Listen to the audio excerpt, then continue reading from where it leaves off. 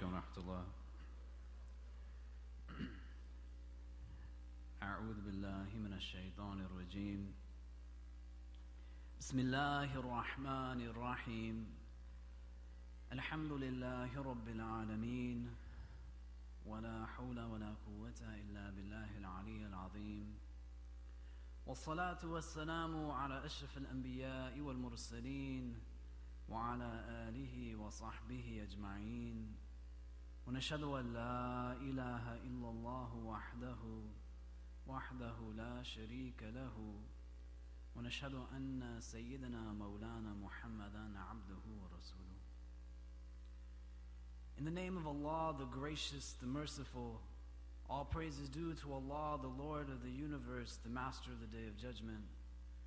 I bear witness and testimony to the oneness of Allah, to His magnificence, His omnipotence, His might, His glory, to His being the creator and sustainer of all things, the giver of life, the guider of hearts, the master of the day of judgment.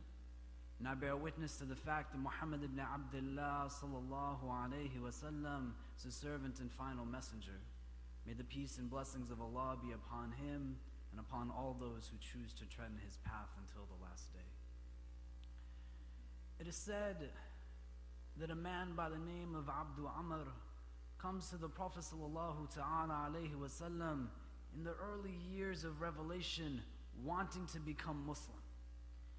And this man, Abdu Amr, he becomes Muslim, and in one of the few instances where the Prophet recommends to do so, he says to him that you should change your name, because his name essentially was antithetical to the fundamental values of Islam. He could not be the servant of Amr, he was the servant of God. And so he tells this man, change your name to Abdurrahman, and he becomes known to us as Abdurrahman ibn Auf, a companion who was known of the Ashara Mubashara, the 10 who the Prophet explicitly cites in the hadith as being guaranteed Jannah. A man who was on the councils that chose the Khalifa at the time when they didn't know who was supposed to lead the Muslim empire. So many different distinctions, so many different ranks this man Abdurrahman ibn Auf was given. Abdurrahman ibn Auf, he has a friend by the name of Umayyah. Umayyah is a staunch opponent of Islam. He doesn't like Muslims. Umayyah and Abdurrahman ibn Auf, they find themselves in a place where their relationship still exists after he converts to Islam. And Abdurrahman ibn Auf and his friend Umayyah, they enter into a contract where they agree to protect the property and family of each other. You will look after mine, I will look after yours. And when Abdurrahman ibn Auf goes to sign the contract, he signs it as Abdurrahman. And Umayyah says, I don't know you by this name. Use your real name, the name that I know you as. And so Abdurrahman ibn Auf, the hadith is in Bukhari, the man who was of the Ashara Mubashara, the man who was of the people who chose the Khalifa, the man who was a close companion of the Prophet, he was from within the first 10 to accept Islam, erases his name and writes Abdu Amr. Why does he do this? And when we are engaging in this conversation of how we convey our deen to those who are around us, whether they are Muslim or not, the question of why Abdurrahman ibn Auf uses the name Abdu Amr instead of Abdurrahman is an important question for us to be able to answer. Because sometimes all we see is the deed or the decision, and we don't see the realities that brought it to fruition. This man, he lives an entire life before he embraces the deen of Islam. He has friends, he has family, he has relationships. It is not that in an instant when he says that shahada, everything disappears in that sense. And so he still has to deal with the realities of his circumstance and make decisions that potentially we might not agree with. Would you say Abdurrahman ibn Auf is wrong for using the name Abdu Amr? Would you say that You have been given a name that is the most beautiful of names, given to you by the best of creation, a name that denotes the most beautiful meaning. You are a servant of Ar-Rahman, the merciful, the compassionate. How could you go back and even dare to say that you are the servant of something else? You would not say it to Abdurrahman ibn Auf. And because you would not say it to Abdurrahman ibn Auf, don't say it to the people who are around you that day in and day out are having to make tough decisions to deal with the reality of their life. They are not simply that one action that you see them by. They are an entire life that has been lived, and there is potential reason as to why they have decided to do what they have done that is not as simplistic as the viewpoint that you are undertaking, by which you would say, this action will now holistically encompass what I understand you to be. You have to understand it. It's not to justify it. The prohibitions are there. The haram is clear. The halal is clear. That's not what we're saying. But we're saying when we are dealing with people and the realities of people, we have to be able to engage them where they are coming from. Having the knowledge base is not simply enough if you don't know how to connect it to the person who's coming to you. A man by the name of Muawiyah comes to the Prophet ﷺ wanting to convert to Islam. Muawiyah, he asked the Prophet to teach him something. The Prophet says, when you hear someone sneeze, say, Yarhamakullah, this is a right that they have over you. Muawiyah is excited. He has learned something from the best of creation. He now goes to pray the Asr prayer, and during the course of the prayer, somebody sneezes. Our man Muawiyah says, Yarhamakullah. The companions start to stare at him. So Muawiyah, feeling their stares, speaks again, why are you looking at me? They start to beat the inner parts of their thighs to signal to him that he should be quiet. And he gets the point, but he's hurting inside. At the end of the prayer, the Prophet ﷺ comes to speak to him. And he swears by Allah Azza wa Jal that this man Muhammad is the best of teachers. He did not revile me, he did not repudiate me, he did not scold me. He simply said to me that within the course of this prayer of ours, we are reciting the words of the divine. It is not proper to intertwine them with any other words. The companions knew what the Prophet knew. It wasn't about what they knew, but it was about how they taught it. It wasn't simply that they said, but it was about how they said it. It was about knowing the person that they were speaking to and what would they be recipient of.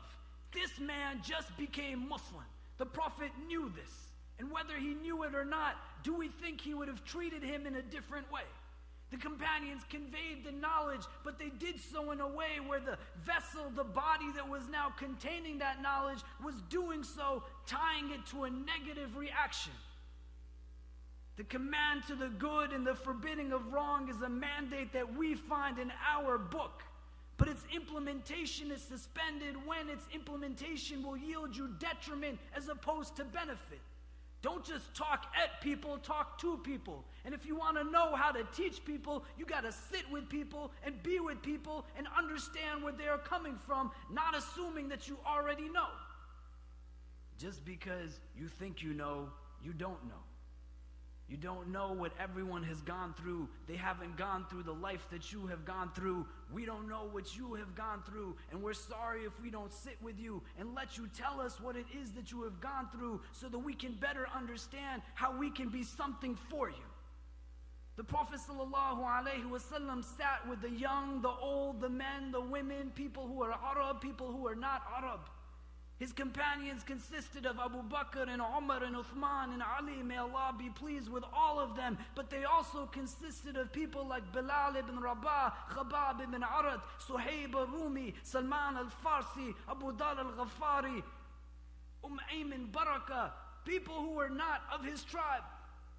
This is a man who he could talk to anybody, an audience of one, or the last khutbah he gives is to an audience of 120,000. Nobody walks away from him saying, I didn't understand what he was saying. It doesn't seem like he gets me. It doesn't seem like he knows where I'm coming from.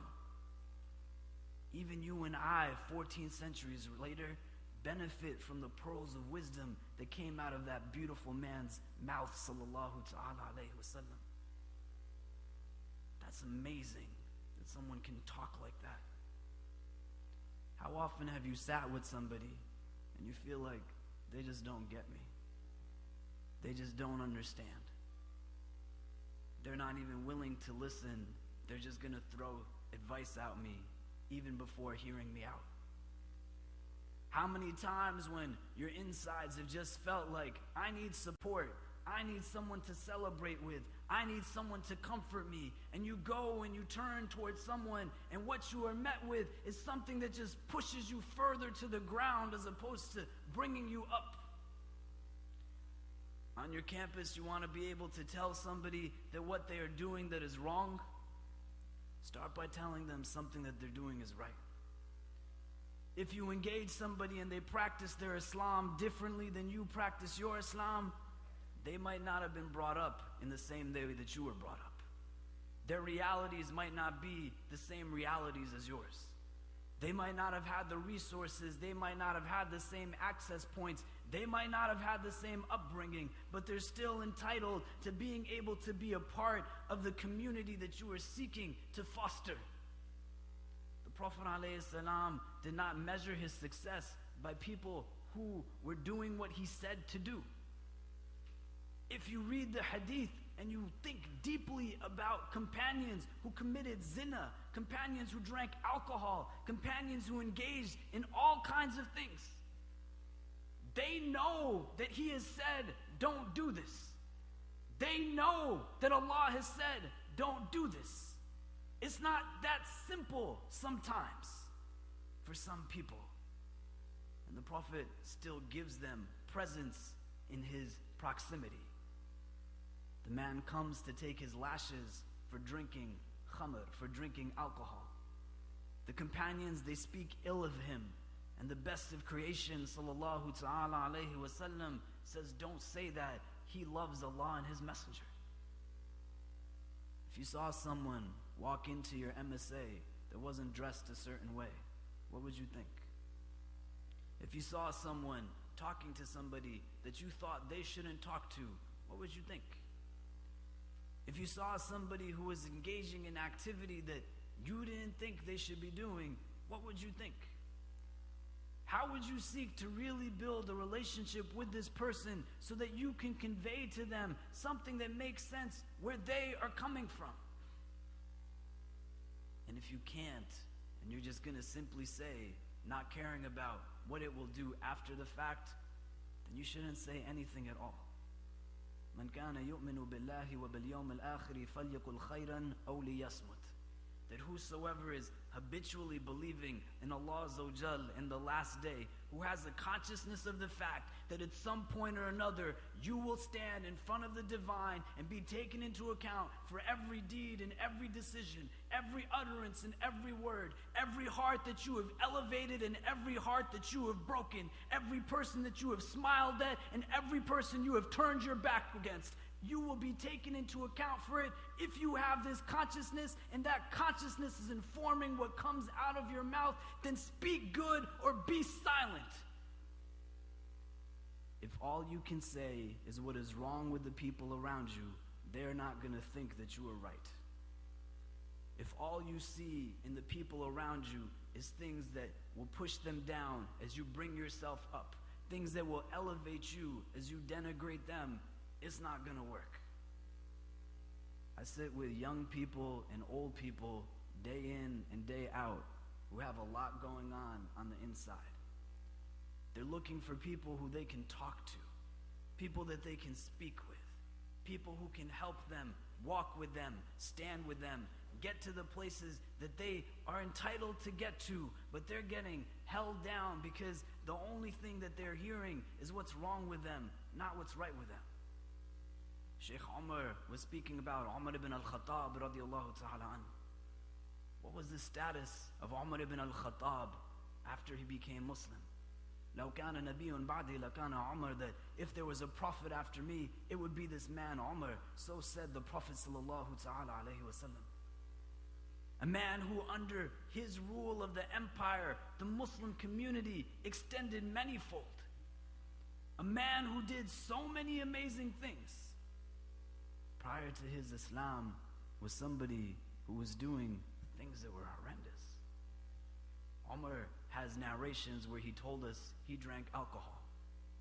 Umar has narrations where he tells us in his servitude there used to be a woman by the name of Lubayna, and Umar used to beat this woman so hard that he would stop, and when he stopped he would say, "Don't think I have sympathy for you, I'm just tired. When I get my strength back, I'm going to start again."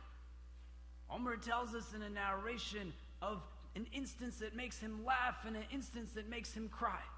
And the instance that makes him laugh, that brings a smile to his face, is that in the days of Jahiliyyah, when he was traveling on one occasion, he was without a traveling idol to worship. And so he fashions a makeshift idol out of dates he has with himself, and then he prays to it. And then when he gets hungry, he starts to eat it, that thing that he worshipped, and he said, "This made me smile."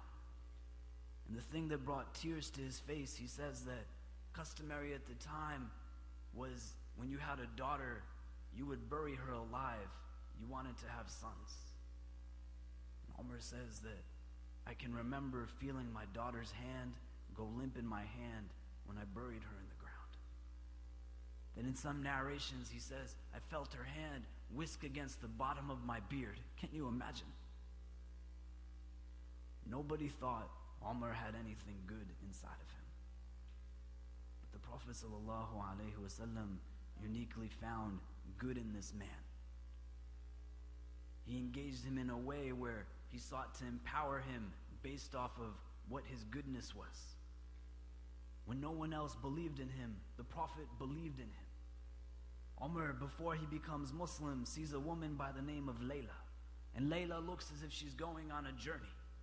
Umar asks her, "What is it that you are doing?" And she says, "You have made it very hard for me to worship my Lord here. I'm going somewhere else." She now expects an onslaught at the hands of this man who drinks, this man who beats Muslim women, this man who is a staunch opponent of Islam. This is a man who in the moments before he converted to Islam strapped a sword to his neck because he was on his way to kill the Prophet. And to her astonishment, he says, "Go and have peace on your journey." She goes home and tells her husband, a man by the name of Amr. And Umar says, "What is it that you are saying? You sound as if you believe Umar the son of Al-Khattab will actually become a Muslim." She says, "Why can't he be Muslim?" And he says, "Know this, the donkey of Umar's father will become a Muslim before he does." None of them thought Umar would have anything good. But then you have the best of creation, who when everybody sees things through their lens, he just sees it differently. Allahumma izz al-Islam bi ahabba rajulani ilayk, Amr ibn Hisham wa Umar ibn al-Khattab.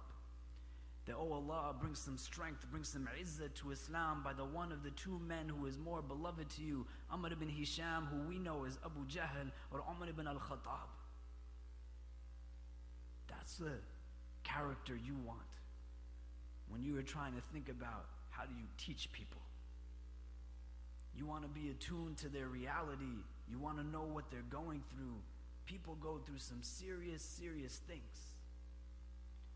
I sat with a young woman in my office who, when she was an undergrad at her university, her father had beaten her, not honoring the rights. This young girl was being beaten because she was being forced into a marriage that she didn't want to be a part of. She finds herself in a place where she is forced into that marriage. She is taken miles away and left in a home where her husband doesn't really pay attention to her. Emotional negligence. And abuse is not simply that I hit you and that's abuse. Abuse is a lot broader than that. But if that's what you think abuse only is, there was some of that too. This young girl, she says that I had no desire to be with this man every night that he came and approached me, he did so in such a way where I felt I was just being violated.